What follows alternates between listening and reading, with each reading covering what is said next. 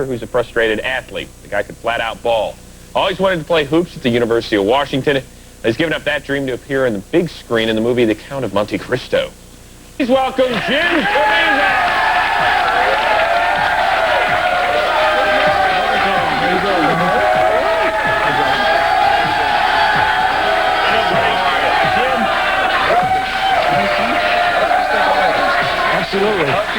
Absolutely. Jim, that was a good clip for that movie. What was it like working with Guy Pearce and Richard Harris? Oh, you know, a lot of fencing and great actors. They are. I spent like 9 months of fencing. It's like all I did. No drunken binges? Come on, give us some stuff. Well, people say I can be a bit intense, and Richard Harris sang me MacArthur Park one day, and he says, "Jim, you gotta lighten up, have a Guinness." Now you went to school with DeMarco Farr. That's right. Am I right? I went to school with Jim Caviezel. Yeah. Tell us about your friendship, guys.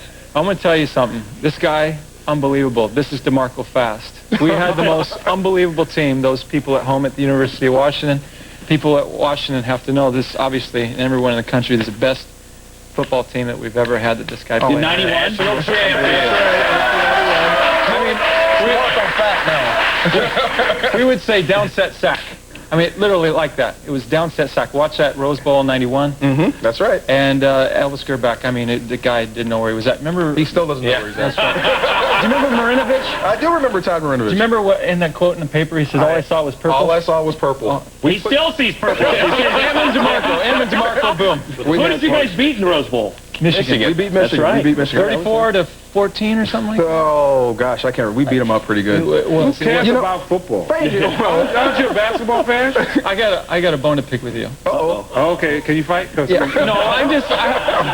You were with the. You got picked up for with the Chicago Bulls at one time, right? Yes. 10 days. Mm-hmm. What was it like when Michael Jordan approached you, or did you ever have a thing with Michael Jordan? Did he ever talk to you at all? Oh yeah, that's the reason I got on Chicago. People don't know when it came down to it. I begged to get waived from Toronto, and then he was like, "We got to get Sal." So it was like, because he's my frat brother too, Q-Sci. Make sure I throw up the horn. And so he made sure that I came in. I always had a relationship with him, so it was really cool. But I got to ask you a question because, you know, the black guy here. Yeah. You let DeMarco. I'm going to get into that in a second. Because when DeMarco turns into the Washington guy, he turns into, "Hey, man, what's up, dude?" But wasn't you in Angel Eyes, too, with Jennifer Lopez? That's right. Yeah. What was that booty like? What was that? Comes on TV. You're into it for 20 seconds. But what did you want to ask about it? It was good. Yeah, that's all I know. I'm a Jennifer Lopez fan. Welcome to the show, by the way. Well, most people ask me. They ask me a lot. They say, "What was it like to kiss Jennifer Lopez a lot?" And I usually just say it wasn't half as good as kissing my wife. Yeah, that's right. That's good. Good to say that. Very nice. I love kissing your wife, too. Hey, more coming your way with Jim Caviezel, the star of The Count of Monte Cristo. So make sure you stick around for that and more coming your way after this update. If you're from Phoenix, you think it sucks. We'll get the opinion of Jim Caviezel, who's still hanging out with his UW partner, DeMarco Farr, after this. Welcome back to the Best Damn Sports Show, period. Jim Caviezel from The Count of Monte Cristo hanging out right now. Plus, you got movie High Crimes coming out next month with Ashley Judd and with Morgan Freeman as well. So we look forward to that, without a doubt. Do you watch sports on the weekends, Jim? You know, if I'm not filming and working too hard, yeah, absolutely. And who are your teams? Well, right now we're talking about college. We're talking college Washington Huskies, right. Always through and through. Of course. Yeah. Of course. My dad was a Bruin, played basketball for Wooden at UCLA, so I would say, you know, UCLA basketball a little bit there. Right. I got a buddy of mine who's Phil Weber, who coaches at Phoenix Suns. So wherever he is, I basically am strong with. And being that I'm from Seattle, you know, I got to have my Mariners, I got to have my Seahawks and Sonics. Christopher Walken, we hear, big fan of all the Seattle teams as well. Is that true? That's crazy. I don't know what you're talking about, boy. Chris, I have a bone to pick with you. You look like that ice dancer. You know what I'm saying to you? That's not true. All right, enough of the Christopher Walken impersonation. Get a little personal there. I do not look like Yes, you do. David Pelletier. Look more like Rosalind Summers than David Pelletier. No, don't do that. Hey, she's the local girl. She's from my area. Oh, is she? Oh, yeah. Yeah, she was at the Frequency premiere with my family and everybody. Name dropper. Wow, Yeah. you're such a name movie. That's a good movie. You and Dennis Quaid. It was very good. Thank you. All right, as you can tell, we're off to a great start here on Monday, the Best Damn Sports Show period. Looking forward to a great week. But before we get ahead of ourselves, guys, we're going to take a look back. Great weekend it was in the sports world.